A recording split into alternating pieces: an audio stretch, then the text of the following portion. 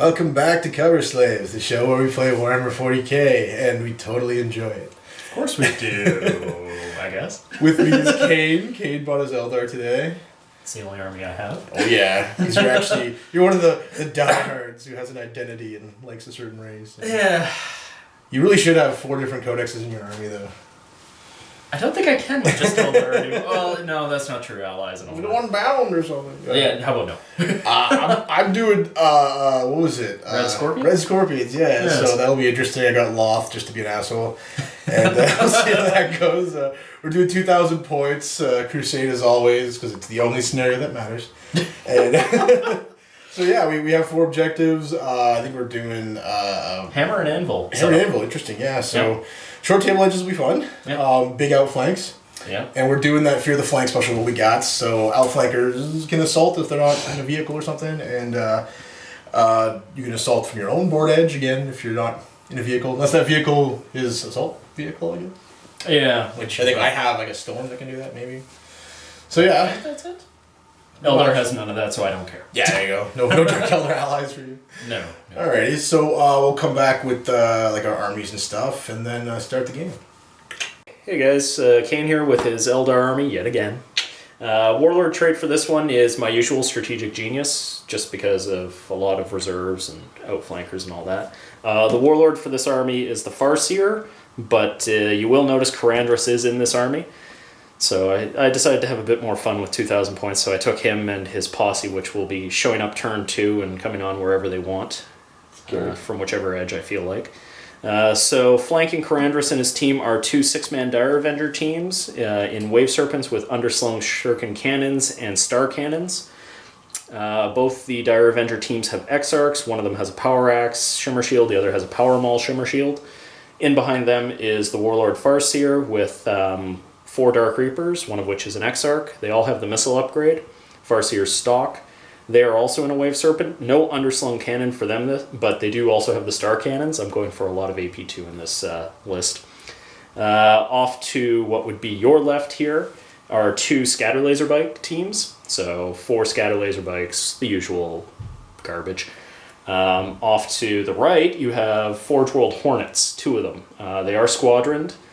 They'll probably be outflanked, but we'll figure that out. We'll see what happens with them. Double pulse laser on them.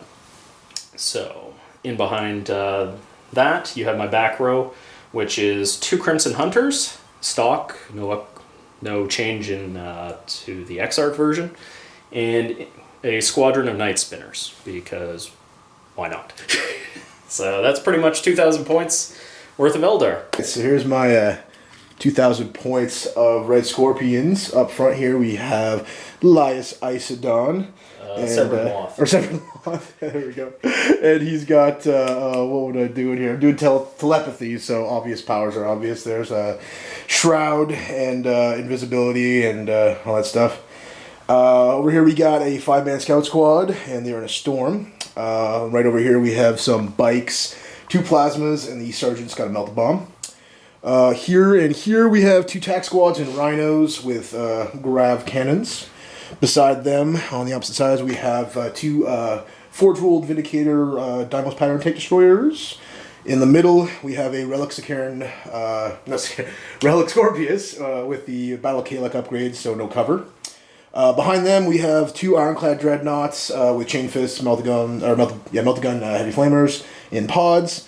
And then we've got a Storm Talon with Scammer Missiles, and my Xiphon, Count as Xiphon, who's deadly. So, oh yeah, I forgot to mention these guys, my Assault Centurions. They've got Twin Link Meltas and Hurricane Bolters. So, 2,000 points, and my Warlord trait is going to be Master of Ambush, because I'm cynical. They have, I'm going to keep calling them like Red Scorpions, but they are Red Scorpions. So, Deployment, we've got Vindicator Dimos Pattern Tank Destroyer over here.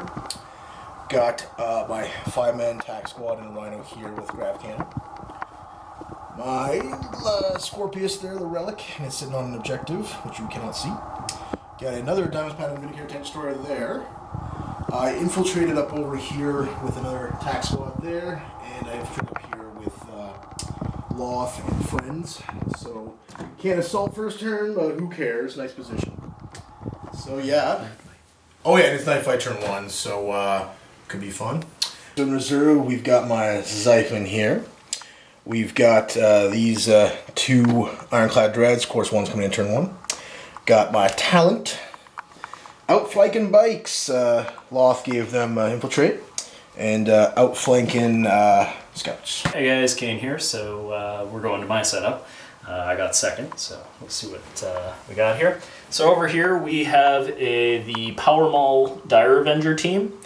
Set up beside it is the Farseer with the Dark Reapers in this Wave Serpent. Over into the center we have the 2 Night Spinners. And way over here we've got the last Dire Avenger team with the Power Axe. If you're curious as to why I'm so close to the edge, it's basically because I knew Grabblesworth was going to get first turn. So, and I didn't want to contest it with the roll for stealing the initiative, so I just tried to stay out of his range with most of his 48 inches so that he'd at least be forced to move. So I guess we'll be back with reserves. Kane's reserves here. We have the 2 bike squads I chose to put into reserve. Karandris is outflanking because why not?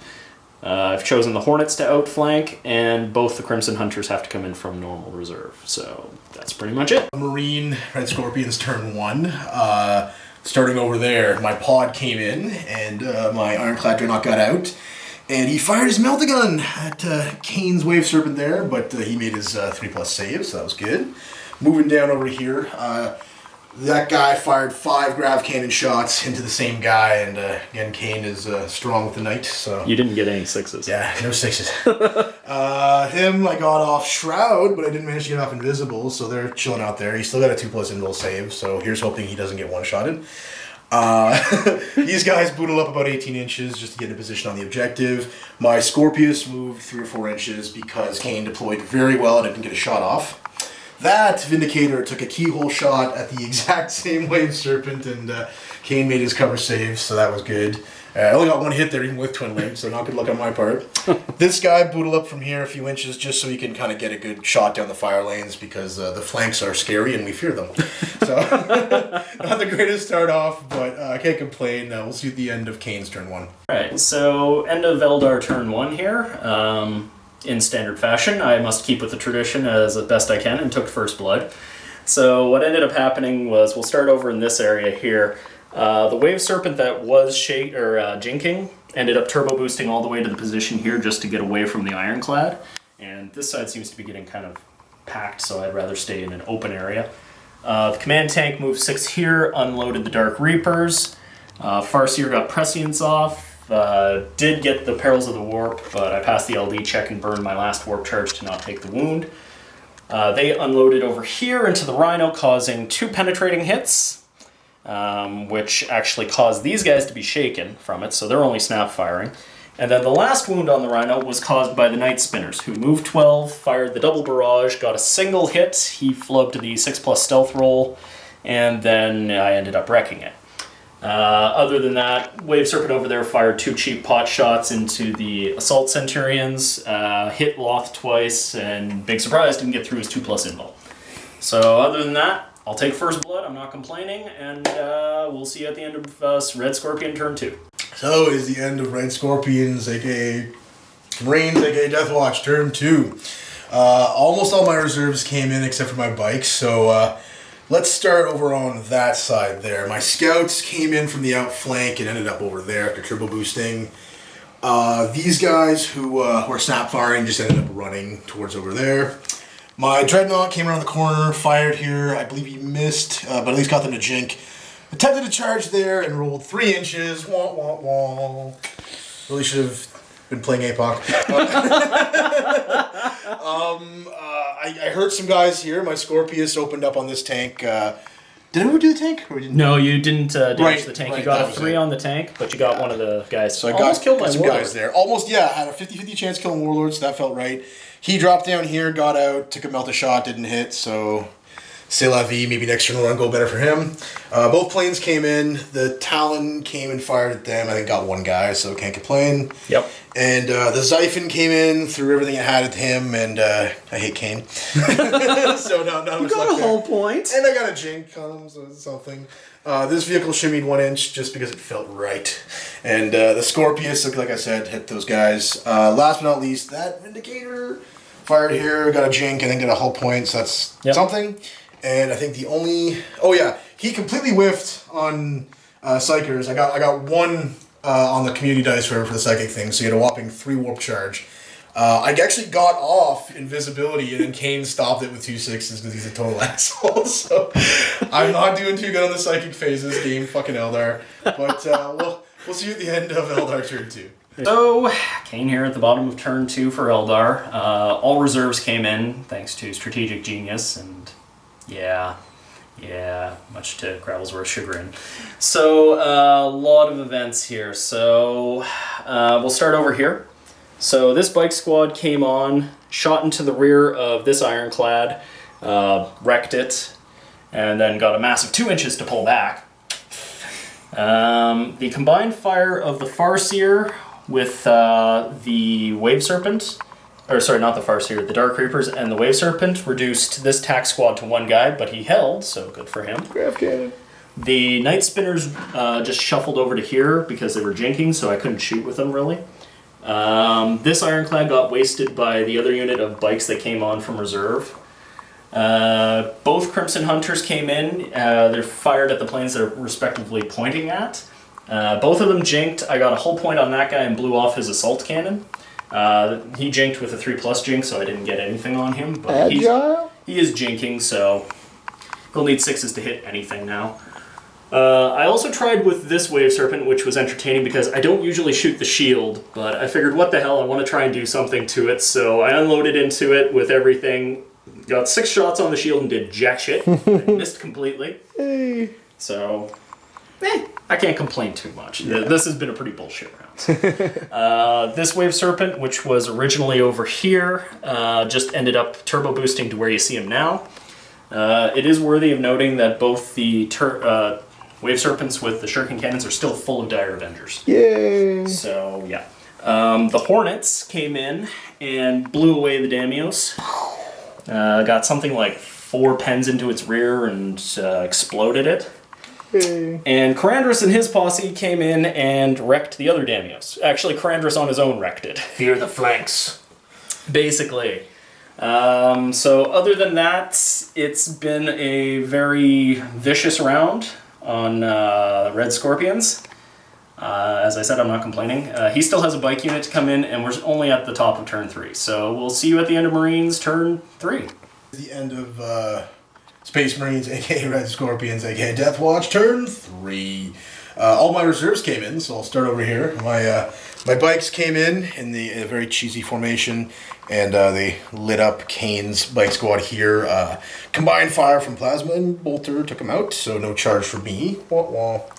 The Xiphon moved up 18. He was not firing, but still managed to put a hull point and make him jink. So that makes me happy. He's got lock velocity, so not the end of the world. The Talon moved and engaged with the bikes, but didn't hit any of them. I can believe combined fire from my Graph Cannon underneath there, and other stuff like that the Storm. Took out 3 bikes, but Kane passed his leadership check. A couple pot shots down here to no effect from the pod. Moving down. These fine gentlemen finally got off invisible, so I'm feeling a little safer. They shot at and wrecked Kane's Wave Serpent. Guys bailed out. Eventually there was an explosion from a charge on the Wave Serpent's wreck, and that one Exarch is what remains. So that was fun. Who is broken? Oh yes. Over there, the Scorpius managed to get a straight shot on those guys, so that was cool. And I blew up my own wreck basically as the target. Got some flips, did some cool stuff. The combined from the explosions of the wreck and the actual Scorpius, I think, killed half your unit. Yeah, 3. Out of 3, so it's not terrible. They're fearless, but I feel better now. So things are going okay. A lot of mobility still for Kane, and I'm still kind of getting surrounded. So we'll see you at the end of Eldar turn 3. Oh, we're here at the bottom of the end of Eldar turn 3. Not as effective as I want it to be, but got some stuff done. So let's start over here. Night Spinners double torrented into the bikes there. I only got one. He can apparently pass a lot of 3+ saves, so lovely. Farseer ended up assaulting the drop pod. I got one hit through and broke off its bolter, so it won't be shooting me back. High five. Yeah. Dark Reapers, due to the Dominate or whatever it was called, Dominate. rolled a 10 and flubbed their leadership, so not a huge fan of that, but hey, shit happens. The Biker here took a few pot shots at the bikes that were over there, did nothing. Wave Serpent here opened fire down the lane into the Landspeeder Storm and immobilized the thing. This Crimson Hunter shot down the Talon that was there. Wah-wah. Let's see, over here. Combined fire from the Wave Serpent and the Dire Avengers were what killed 3 more of the Bikers, making them actually break. So, entertaining, but not what I was expecting. Retard here kept running. The plane was locked velocity, had nothing to shoot at due to it. The Hornets were over here. I was considering shooting at the Rhino, but I ended up changing. We turbo boosted. They have a special rule that after they turbo boost, they're allowed to shoot, only snap firing their weapons. So they opened fire into the rear of the Xiphon, scored 2 hits, forced him to jink, but did no damage. I got snake eyes on it. Oh yeah. And I apparently have a bit of Crowlworth's luck here. So Karandras attempted a 8-inch assault, even with fleet, Scorpion on the versus Scorpius, Scorpion. and flubbed it. He got 5 twice. So all in all, not terrible, but not great. So yeah, I guess we'll see you guys at the bottom of Red Scorpion's turn 4. End of, I almost said White Scars there. Red Scorpions, turn 4, starting over there. So my scouts in the back corner just kind of ran up and got underneath. The Grav Cannon dude got up there and took some shots here, but had no successes. Down over here, the Farseer swung away at that pod, but thankfully didn't hurt him at all, so that's good for me. I took a bunch of pot shots at this guy from the Grav Cannon and the Rhino, but didn't hit at all. The Death Centurions moved up here, tried to get off Invisible, didn't work, tried to get off Shriek, fortunately didn't work, but you know, what can you do? They then split fired, so took out one lone running away guy there, and then the rest shot the plane, did a hull point with bolters, so that was cool. Gotta love that armor 10. Scorpion, epic battle of Scorpions, fired at Karandras' unit and took out his homies, but Karandras is still standing there not giving a fuck, so problems are a lot of that. Over here, bikes. Threw a grenade and charged here, took out one of these guys, so that's cool, not too bad. I'll pull my jink there from last turn. What else? That... Xiphon. Oh, Xiphon, yeah, Xiphon flew off just to, you know, maybe come back and do something. But so far, not terrible. We'll see you at the end of Eldar turn 4. So here we are at the bottom of Eldar turn 4. We'll start with everything over here. So what ended up happening was the Crimson Hunter flew back to here and wiped out the Grav Cannon, because that was annoying the hell out of me. Vector Dance. Yep, go Vector Dancer. The other Crimson Hunter, because he was already jinking and had an extra hull point on him, decided to fly off the table, maybe come in and deal with the Xiphon when it comes back in. Possibly. We'll see what happens. Dark Rapers here opened fire on what was the bikes, only killed one. The Farseer is continuing his futile efforts at killing a drop pod. Apparently he only rolled over 9 once, so... Night Spinners did something useful this turn. They bombarded over here onto the scouts and managed to kill 3 of them. They didn't break, but 3 of them are dead, so that's a good thing. Get your bike up in there, too. Oh, yes. The bike fired into the drop pod and did nothing. He tried to contribute. I can't blame him. Anyway, Wave Serpent here opened fire down the lane into the side of the Rhino. I got a lucky shot through. Krabs failed his cover save, and I actually managed to immobilize it. So, bonus there. Back over to here, the last of the bikes was finished off by the Dire Avengers, doing something like 4 wounds to him. Hornet, after his buddy was killed, ended up flying, or zipping over to there, trying long shots down here, and missed with everything. And, of course, last but not least, we had the epic confrontation between the Karandras, Phoenix, Lord Scorpion, and the Scorpius. And, well, Karandras had had enough of his bullshit. Magnanimous bastard. Yes, so it's very dead. It did explode, which made me a little sad because I was hoping to use it for cover, but c'est la vie. So that's basically it for Eldar here. So we'll see you at the end of Red Scorpion turn 5. It's the end of Red Scorpions, aka Deathwatch, turn 5. Starting over here.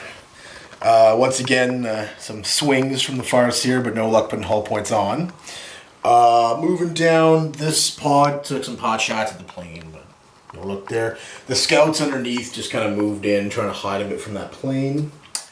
The Rhino back here, the guys inside opened fire with the Graph Cannon here, causing him to jink, but no luck. Got a hull point here from a melted gun shot, so that was kind of fun. The Xiphon came back on from ongoing and fired everything into Karandras and finally put 2 wounds on him and killed him, so minor, take your victories where you can get them. Other than that, not much is going on, really. I'm running out of models, so we'll see you at the end of Eldar turn 5. Kane here at the bottom of Eldar turn 5. So, Krabs is running out of a lot of units, or running out of units in general, I should say. So over here, we'll just do this nice and quick. Crimson Hunter got into position, opened fire on the 2 scouts that were trying to hide, and polished them off. He went to ground and got like 2 1s and a 2, so it didn't help. Nothing really happened with this Wave Serpent. It fired and did nothing.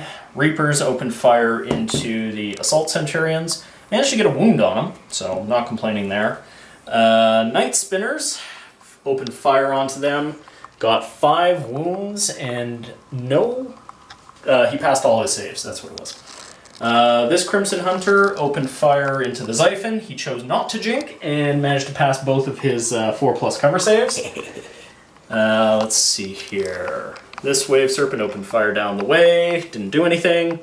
Oh yes, before I forget, Epic Struggle! Farseer finally wins. Wah, wah, wah. Finally got a pen after the jet bike under there put a glancing hit on the damn drop pod. So last thing there, we have the Dire Avengers coming around the corner, and the Hornet opened fire into these guys, and Loth pushed the wound onto a assault sense. Sorry. So 2 wounds on the assault sense. The scouts are dead, so I'm not complaining. We've got 2 more rounds to do, so I guess I'll see you guys at the end of turn 6. It is the end of Deathwatch, aka Red Scorpions, turn 6.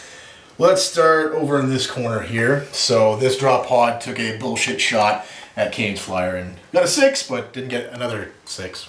Still on that objective, so that's cool. Over here, Kane's holding this, so that's not going too well for me. My dudes finally got invisible off again, and they split fire. They took out the plane that was here and put a hull point over there. It wasn't pen, but it became a glance because of magic. This guy, who's impressing me, flew this way, fired at the squadron, and took out one of the 2, so that was cool. What else? That's pretty much... Oh, these guys down here, they ran and got out there, and they're hopefully going to get that objective on turn 7 if they're feeling it. So, not too bad. I might have a chance. We'll see at the end of Eldar turn 6. So, bottom of turn 6 here for Eldar. Very impressive turn and impressive showing from the Dark Reapers. They opened fire into the Xiphon that was here, scored 3 hits even though they were snap shooting. 3 pens. He saved 2 of them and then took 1, ended up getting the vector locked and he crashed. So I'm not complaining. That was quite impressive, and they're already painted, so I don't know how I can reward them.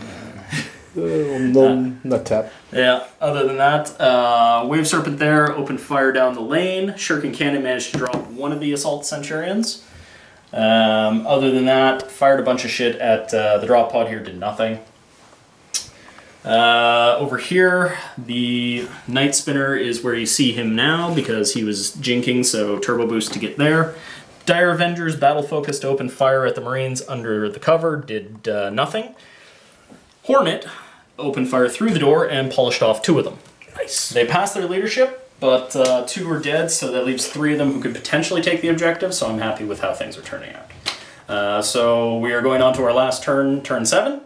And yeah, I guess I'll see you guys at the end of Marine turn 7. Is the end of Red Scorpions, aka Death Watch, turn 6. 7. 7. Starting over here, that pod is still on the objective, but it is not OS, so I will be losing that shortly. Over here, I tried to cast Invisible on them, but it was denied because Kane is a magician. And then they shot Powerful wizard. He passed 2 rounds with saves for all 3 guys, then lost all 3 in the last round of saves, so that was funny. But he didn't run, so there's that. Not much I can do. I've already lost, but who knows by how much? We'll see you at the end of Eldar turn 7. Okay, so Kane here at the end of the game. Basically, not a huge amount saying here. I just jumped on a couple objectives, so Farseer's capping that one over there. The bike is capping this one as we knew he would from being a jerk.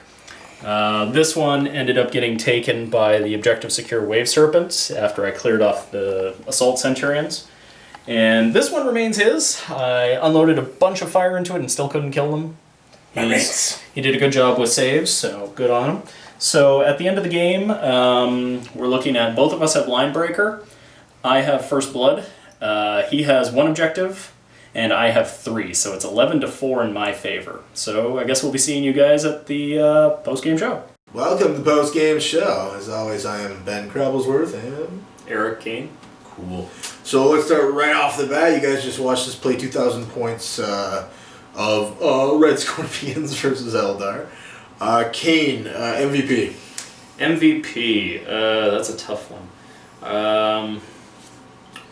I kind of want to say the Dark Reapers.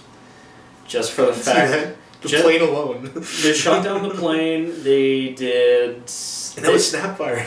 Yeah, well, they're twin-linked against that, though. That's... Oh, yeah. Because they got the 1 hit initially, and then on the reroll scored 2 more. Oh my god. Out of 3 shots. It's a devil. But there was that. They generally just pinned down anything that moved in the center there and caused a large amount of trouble. So I'd say they're MVP, but honorable mention would go to Karandras. Yes. For his wiping out single-handedly, basically, of 2 tanks, and the Hornets for their general piss-off. And I still love Fear the Flanks, even with that, because it feels right. Karandras is someone to be feared again, which is good. Yeah, well, Karandras is someone to be feared regularly. Yeah, but it's just, if he showed up and couldn't fuck the tank up, the tank would either shock or just drive away, and then, you know, it's... Granted. It's just too easy to counter if they can't get in with some teeth. Yeah, no, that's true. How about you, Crabblesworth? I'm very proud of the plane. It did well. Yeah. I was happy with the Assault Centurions. They kind of just couldn't make up their mind where to go. It's hard to say. I think I'll give it to the plane. The Xiphon. Fair enough. I just like it because he killed Karandras. That would seal the deal for me. Yeah, well... The Scorpius did pretty good too. Yeah. Well, it was live. Yeah. Epic fail. I would have to say the Dire Avenger team that started here. Yeah. Their vehicle got shot down, they got out, it got blown up, 5 of them died from the explosion, and then the Exarch ran like a bitch. And then cut down again. Yeah, so they did nothing, they would be my fail. I would be tempted to say my Farseer for the fact that he couldn't kill a goddamn drop pod. Just carving his name into it. I think he was just too bored with it, he's like, I'll kill you eventually, just... All these Eldar runes. Yeah, but no, it would definitely be that Dire Avenger team. Yeah. How about you? Scouts, probably. I don't know. I'd give it to the Ironclads, but it's not like I'd do anything different with them. Like they just, you know, hound to meat kind of. So they were dumb because I was humming and hawing which way to go with them, and it's more on me. Obviously, I'm sending them this way and I'm sending them that way, but just ultimately got cut down and did very little. Okay. I don't even think they took a bike, did they? No. No, they ran instead of going for the bike. Yeah, I could see them. If, assuming same table, same everything, same amount of objectives, would you change anything in your list? Probably not. The list did what it was supposed to. It's basically my core with Karandras and Hornets thrown in instead of an extra squad of bikes. So, yeah, no, I really couldn't see much changing on my list. If anything, maybe a few upgrades here and there might change. Might not keep the underslung shuriken cannons, but they're there on the odd chance I need to do something with them. So I think I'd pull my bikes and one of the Vindicators, and then do a floater pod in the Dev Centurions and see if I can pull it off. With the Assault Centurions as well? Yeah, I keep him in. It would just be sort of a crapshoot of if he's gonna go with the Dev Centurions or the Assault Centurions, because they could, either way floater pod. Yeah, I can see doing that. I just have to cut that damn missile launcher out of the fucking pod, because it's like, it's 15 points, and it's great against like infantry if they're within 12 inches, but no one ever fucking is, so I've got Crute with it and like nothing else. So, if it was 18 inches, I think I'd always take it, but 12 is just not good. No, like it's 5/5, it doesn't scare vehicles, so. I would also consider dropping the Scouts, only because I do like them. I couldn't even afford the fucking melt the bomb for them this round, so even if I'd come in, unless I had a non-vehicle target, they wouldn't be that scary. Grenades are okay, but you're like what, Well, yeah, assuming you're fighting me, yeah. The Scouts are rarely effective against me. Yeah. I could maybe get one vehicle if I'm lucky. I don't know, though, dropping the Scouts, because, they do give you that extra infiltrate. You can outflank with them with their vehicle. And it is that nice movement path there of if I have other higher priority targets, they can usually slink into cover somewhere, and then... I just figured with the extra points, I could probably up the Rhinos to Razorbacks. And then just gunline a bit more, because I'm so tempted to move when I have Rhinos, but then again, I'm using a grav cannon, so it's like the 12 inches, and then I'd probably be better just sit deploying them, whether that's infiltrate or whatever, and just leaving them there, put them in one spot. Yeah, I could see that. They're meant to be pretty sedentary, and it's nice that I feel no pain, but if I'm always moving around, I'm a lot more at risk of getting surrounded and losing the sergeant early. So well, to be fair, you're fighting Eldar, so that's always a huge risk anyway. Yeah, I don't know if I'd change too much. The Xiphon is that one's good. Really cool. He's just really expensive. 205 is a lot. Yeah. I think it's okay because ignoring or making you reroll a successful drink and successful cover is really cool with those missiles. So I like that a lot. The last cannons being AP1 is really nice. They're AP2 on him, but the AP1 on the Vindicator. Oh, right. Sorry. That's what I love with that Vindicator. It's broken good. Ordnance as well. The Xiphon is basically like my Crimson Hunter's, just more expensive for the fact that you get 4 EP2 shots with it. So I could see running it again. I don't see why you wouldn't. Again, it's high points, but it's nice that I still have a couple of twin linked of you with my Jinx, so good help, but it's the exact same. It's 2 hull points, 11/11, so it's no different than the Talon. So but it's got the better firepower. It has the forcing me to reroll cover and Jinx saves with those missiles, and it has the upgraded Jink itself.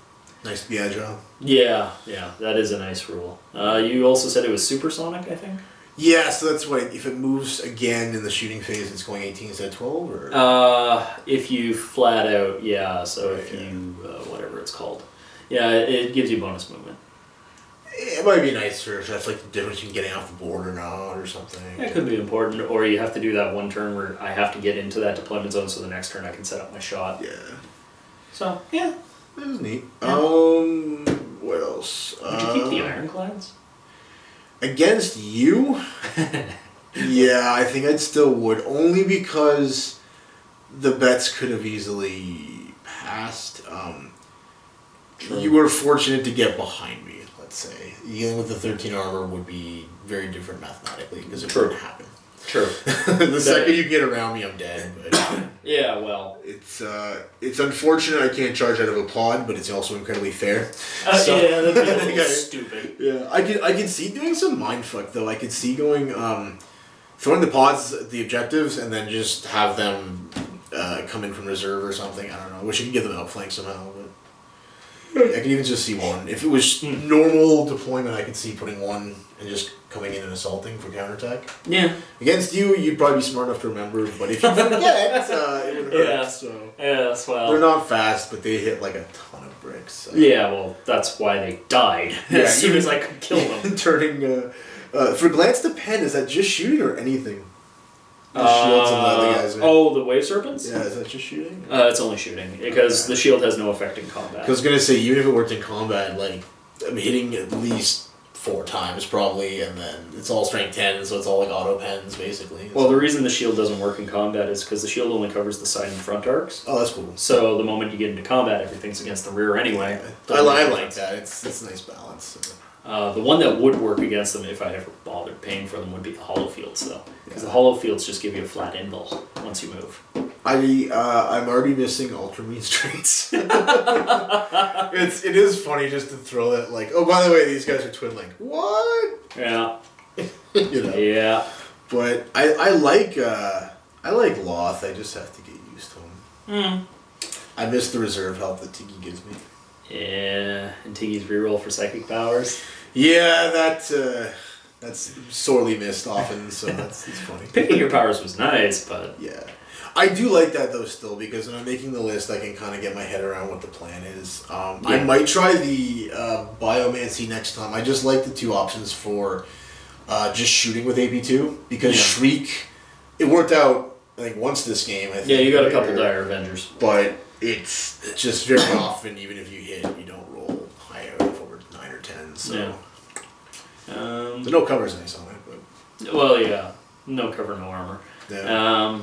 Yeah, no. Yeah, it's just watching you throw 5 dice at invisibility and only getting 1 warp charge is just... Yeah. I still love his tanking ability, though. I mean, he's not a Terminator, so you can go in a pod, which is nice, and the 2+ invul if you have brass balls. Yeah, that one's always very nice. So it's... it's like a real deficit of warp charges, and against Eldar in specific. But I like the list. I can see playing it again. Okay, good. Okay. So, I guess other than that, enjoy the game. I did. No, it was pretty close. Like I was worried initially because I didn't have a good first turn at all, really, and then I knew you'd have first blood there, and then it was more about dealing with you being able to maneuver very well and me having to line up the shots first. So it's challenging. But I would still rather play you on a board like this than an open board because I think it would be a lot more cynical and a lot more fucking like all or nothing, like knife to the throat. But yeah, well, this is sort of a nice brinksmanship. It was neat having 4 objectives too because you chose 3 or 5. So that was a little different. Nice symmetry. Yeah, I think our last couple games have always been 5, just randomly. And we've been doing the 3,000 points. It's been almost always 6. So. Well, yeah, 3,000 points. You kind of need that much just because. You want the whole battlefield to matter, Yeah, there's so much on it. 3 would have been neat too. That would have been very to the. Yeah. Yeah. I guess we could shift gears and talk about 40K in general. If you wish. What is there to talk about? We have the Storm Drain coming out, Storm Surge coming out. I don't know. I haven't been keeping up with most of this stuff. The big GC, the. Oh yeah. Get a blaster on legs. So. Yeah, the cross between Mech Commander and Gundam that doesn't really work that well. I know so many people with $180 plus tax just throwing it away. They don't actually play though; they just collect apparently. Yeah. I know collectors would totally spend $180. Yeah. Well, is that 180 US or Canadian? Canadian. Oh, so okay. Tax is what, $400? I don't know. Oh, fuck. I don't even want to think about that. Yeah, no. You're 200 something. You're cracking 200. God. Because you used to be able to get an army for that. I know. Actually, funny story. My old Vampire Accounts army, my first one was actually $200, and 120 of that was purchased off of gift certificates. But you didn't play. You just collected, right? Never played. No. Because we're just we're not gamers, we're collectors, right? Yeah, I only have thousands of points of multiple things because I like having multiples of the same goddamn thing. Why not? The Ghost Keel is cool. That's the other giant suit. Yeah, that one's interesting.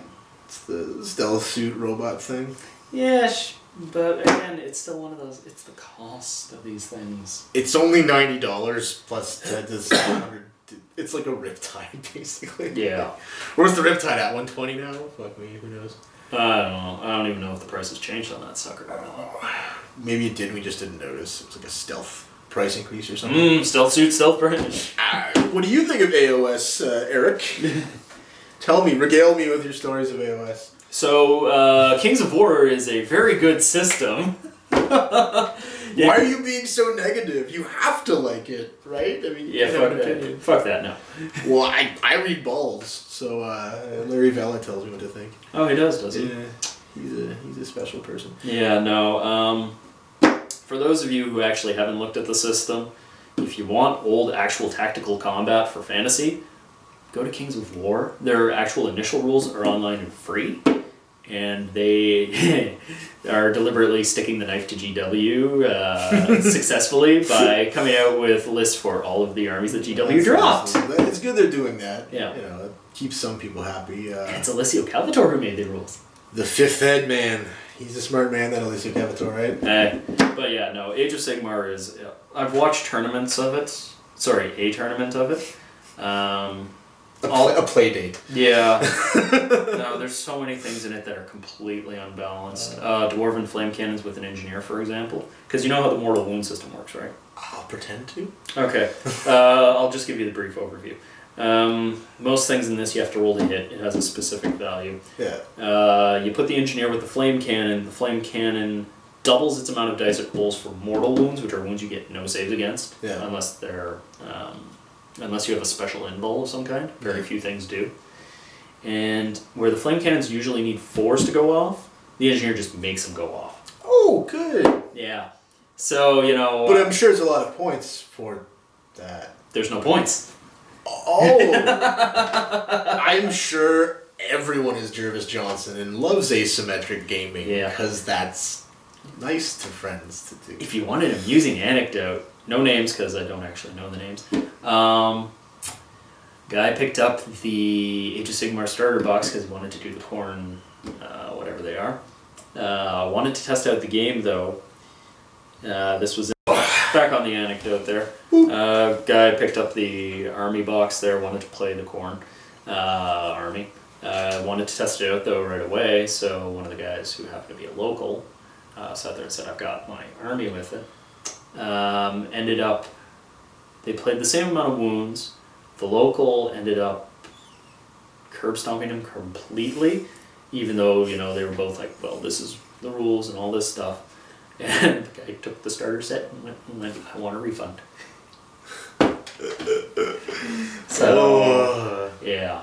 I still love the thing with the investor, like, his kid, like, is not, I guess, a big hobbyist, but wants to play, and no one wants to play AOS, so he wants to return it. And the guy who's investing in GW might see a problem with a games company, not saying they make games, and saying they only make miniatures, so... Yeah, don't get me wrong, a lot of the minis are very nice. Oh, very nice. Especially for the Age of Sigmar stuff, like, great sculpts and that, but there's no balance. There's not even a pretend balance, and I've seen a lot of people trying to make tournament rules to make it balanced, but you still get so many things that are just not. You can polish a turd, but it's still just a piece of shit. Yeah. Yeah. I'll be excited to see if it actually sold well for them, or if it didn't do so well. I think we'll know in a few months, apparently. So yeah. Can only lie for so long. And have you seen the accessories that go with this? The 8 dice with a rolling cup there that is like $50, or a little metal. I did see the really expensive terrain that's like insanely out of whack with the game. Bastion there is $100 for the wall, and the command tower is $120. To make anything even like playable for the board, you're like $400 in. Yeah. And AOS, as far as I understand it, doesn't have terrain rules. You just go wherever you want. Yeah. So I think it has slight rules, but it has none for fortifications or anything like that. So. But I mean, like, you just move anywhere. Basically, my cavalry going sheer cliffs. And stuff like that. I think there's slight rules for like forested terrain. I'd have to look over it. I'm sure they've got the random charts, but just more for the physics, I guess. Sort of all over the place. But no, they have a 8 dice set there with a rolling cup. $50 for 8 dice. That seems common sense. And a little measuring tool for, I think it's reach weapons and stuff like that. Did you ever see War Machine? They had a little measure tool. It was a little plastic Little thing, yeah, Yeah, for if you don't have reach and if you do have reach. Yeah. Age of Sigmar basically came out with that. It's a little metal thing. 40 some bucks for this thing? Yeah, and it's literally about that big. The logic baffles me because if no one plays the games, why make rules? And if they're not big spenders, which is the inference compared to collectors, which I think is the opposite actually. Like I think someone playing the game is a bigger spender than the guy buying one of everything. Well, that's usually what happens. So it's just weird, man. Yeah. I'm betting too that they just mentioned the Realm of Battle board and nothing else probably. So it's like if you have an intro to it, like you're already thinking you need to go and buy a Realm of Battle board just to play the fucking game. Oh, God. Right? There's another interesting one. Yeah. Like that. Nothing against it. Oh, it's nice. I would, if I had money, I'd buy it. No. No? No, because No? you'd have to texture the whole goddamn thing. Otherwise, I just wouldn't. yeah. Just prime the fucking thing. No, you literally, because of the way the hills are made, if you do not texture, the sliding, yeah. everything slides off of them. Yeah. We've tried it. We've tried it with basic fantasy trays. Well, what used to be fantasy. We've tried it with 40k and Ski Mask Mohawk, and I used to have games. Clarence. Clarence there. Used to have games on it all the time, and we'd literally have problems of things like his Finecast, so very light models, would slide off the damn hills. They're skiing. And it's just, you're sitting there looking at this thing, why are there skulls under the ground? It just doesn't make sense. No. It's like, I bought the stupid little bunker there, which I don't mind, but I had to put so much extra shit to hide the 400 skulls that are in the front of it. Like, Yeah. I got it down to a healthy, like, 7 or 8 skulls, and it still looks baffling because you're just, like, how many people died within 2 meters of this, you know? Well, that's just it.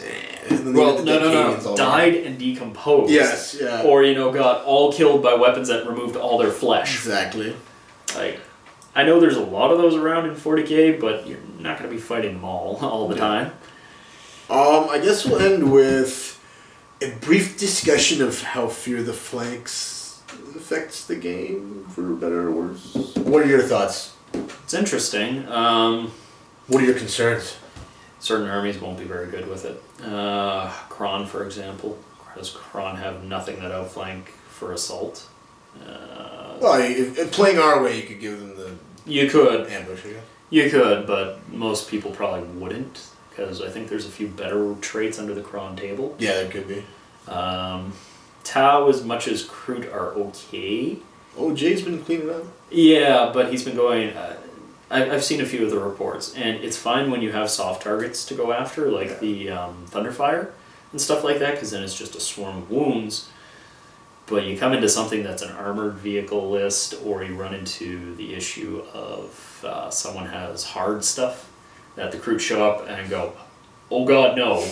This is not going to end well. Yeah. And then you're stuck with the choice of, do you continue to do the outflank with them, or do you just go back to your own deployment zone and you basically wasted a turn? So it's interesting. It changes the mechanic. It's nice that they have the hounds. At least you can have a good chance of where you want to be. Yeah, but you still run into that issue of they show up and someone has like Terminators or something. Are there any potential balance issues you see with it though? Besides it, Like things that it could really be too good for, or Karandros. I love it. Anytime. He's retarded, but. I mean, yeah, I get what you're saying. 'Cause he picks the edge. Well, so he that's picks the strong. table edge. He doesn't roll to come on. He just shows up. Yeah. And it's still that issue of he, like the Scorpions, if you use the Infiltrator outflank rule, has both Shroud and Stealth. I like it. Oh, it is. It's gross, but again, it is gross. There is that degree. You said it too. It was like 300 some odd points. He so is it's- 325. There you go. There is that. Again, though, it's he on his own, as we saw, walked through 2 heavy tanks. Like, how many points are those 2 tanks? You killed 300 points with the tanks right there. 160, 140. Okay, so literally 25 points less. Boom. And the amount of fire he soaked up. Oh god. At 2+. Yeah. Well, the Scorpius for 2 rounds, they opened fire on his ass. It brought in the Xiphon to open fire. I like the idea that it, for people complaining about gun lining, I think it kind of clears the last cobwebs there because it does. you can gun line. It's just not a good idea.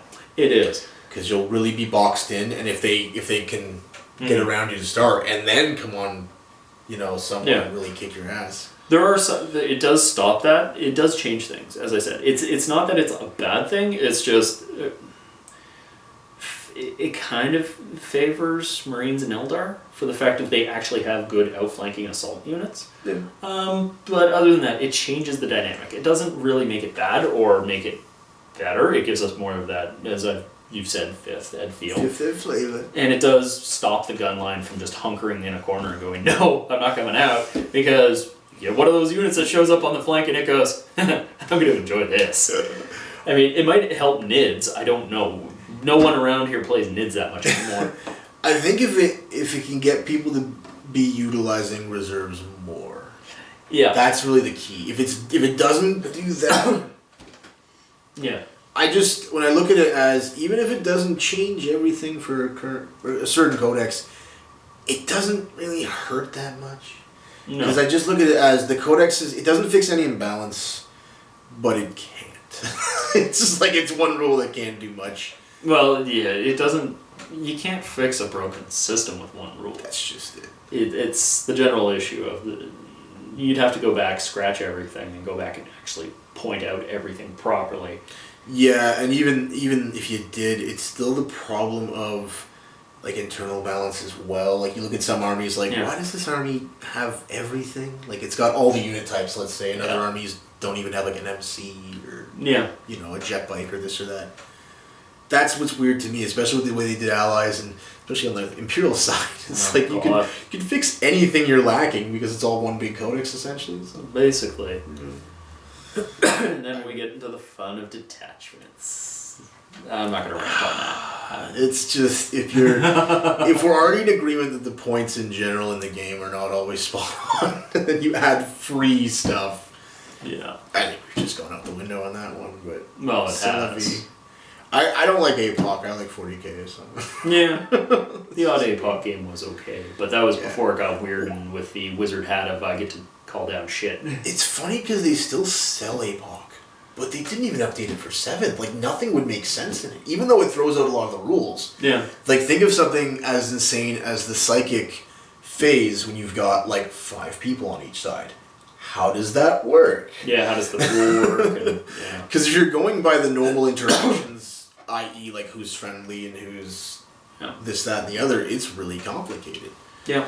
And what are you going to do? You're going to have people throwing psychic powers against stuff that's not even targeting their models? Like, it gets really out of whack. Even for our doubles games, we basically just had to have this guy has a pool, that guy has a pool, his enemy has a pool, they have a pool, and they can only throw against stuff that's specifically either targeting them or if it's just a buff, either can. Yeah. But they can't combine, is it? So there's still some strategy there, because if it's just one pool, it gets really dumb. Like it can get stupid. Especially because there's no limit on how many dice Psychers can throw. Yeah. But there's not even an incentive to do APOC, because already you can just take as many detachments as you want. So or unbound. Or bound, which is like the lesser of two evils in some ways. Yeah, because you're still stuck on 40k rules. Oh yeah, everyone and their mom goes, can we just play 7th, but not unbound. Like, they stop themselves there because they think they're not already off the cliff. Like, problem is the cliff's been sneaking up on them. That's just it, and it's the parachute's torn, and it's like, sorry. How many gazebos do you she-males need? No, sorry, I was referring to it's an old D&D thing okay. Of people sitting there not realizing what a gazebo is, and eventually the DM gets pissed off and just has the gazebo crush them. But it's basically that with the cliff of you didn't realize there was a cliff until it was already past you. Yeah, it's too late. Yeah. 30 seconds, final thoughts on the game. Game was good, it was interesting. Got to use some Forge World stuff, the Hornets there, and got to find out exactly how nasty they are. And they scare me. 160 points of 8 Strength 8 AP2 shots that can flat out and still snap fire. It's a steal. Yeah, they are a steal. Got to test out Corandrus, which was interesting. I think I would have used him regardless of whether we were using the Fear of the Flanks or not, just because I wanted to see what he could do, and I've been having this thing where if I can, I will run a Phoenix Lord without seriously damaging my list. So that was my 3rd game with him, so I'm happy. Nice. Oh, I've been continuing that whole Fugan thing. El There. Fuego! Well, I ran Fugan for 3 games. I've run Karandras for 3 games. I'm going to switch now. So, but yeah, no, it was an interesting game. I patiently await Jane Czar to make her appearance. I have to find a way to make her good. Yeah. She herself is scary. Just count as use her model for another Phoenix Lord of the best of both worlds. I don't need to. I have all the Phoenix Lords. Oh, there you go. Okay. But it's the problem with her. She has no delivery system. So, Yeah. other than that, though, yeah, no, the game was good. How about you? Very enjoyable. It was pretty close. I knew if I didn't kill your mobility with last turn, it was going to be a rough go of it. Even if I had gotten invisible, there wouldn't have made a difference because they're still alive, so that's good. Yeah. I don't know. I definitely shouldn't be fucking as much with combat. I just want to get it out of my system now, so when I switch back to like massively cynical just shooting, people can say, well, at least he tried combat. So. You tried to bring a knife to a pulse laser fight? Exactly. So, I don't know. Short of them bringing back third ed, like time warp assault, assault still suffers. It's just like, well, I'll kill 2 things this game. Like that's basically the best you can hope for, even with super units. So yeah, we'll see next time. Well, they did soak a lot of fire. It was just they did, and they look so much better than the actual dev sense. So that makes me far more looking over. What? You don't want the bastard child between a Terminator and a Grey Knight Dread Knight? Mental health is a very important thing to discuss. I guess there's thanks for watching, and Carl's not here, so I'll say for Carl, fuck Jervis Johnson. Oh, yes. And we'll see you next time.